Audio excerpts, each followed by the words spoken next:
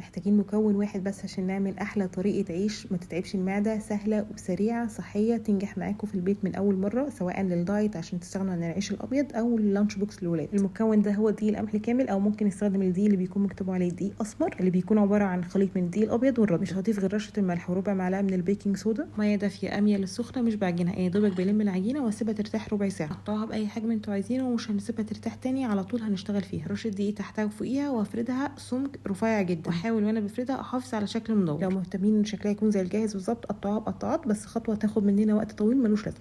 مجرد ما بفرد الرغيف مش محتاجه ان انا اريحه تاني. الطاسه عندي سخنه، النار متوسطه، بنزل الرغيف عشان يستوي. هيحتاج على كل وش من 30 ل 45 ثانيه بالظبط. بعرف انه استوى لما الاقي ان هو بدا ينفخ كده، اقلبه على الوش التاني يكمل سوا، واضغط عليه علشان اتاكد انه بياخد اللون اللي انا عايزاه. والرغيف كده خلاص استوى. سهوله العيش ده ان احنا لا احتاجنا خميره ولا احتاجنا ان احنا نريحه كتير، فحرفيا انا حاطه الرغيف يستوي، والناحيه التانيه انا بفرد الرغيف التاني. على ما الاولاني يستوي بيكون التاني اتفرد، بشيل ده واحط ده. الموضوع ما بياخدش كله على بعضه نص ساعه عشان اخلص. طبعا نفس الطريقه دي ممكن نعملها بالدقيق الابيض، بس الدقيق القمح الكامل بيكون اخف على المعده كتير. المهم الرغيف اللي بيستوي بغطيه بفوطه مطبخ نضيفه، احط العيش كله على بعضه وهو سخن عشان اضمن ان هو يفضل طري. النص كيلو تقريبا بيعمل من 12 ل 15 رغيف من الحجم المتوسط. اعملوا كميه كبيره وقسموها في اكياس على الفريزر، كل مره هتطلعوها ما بياخدش وقت ان هو يفك، هيكون كانه طازه بالظبط. بيليق مع كل حاجه حرفيا، سندوتشات الجبنه بالخضار، البيض، الفاهيتا، حتى بعمل فيه الهمبرجر. متاكده لو جربتوها هيعجبكم. بس كده.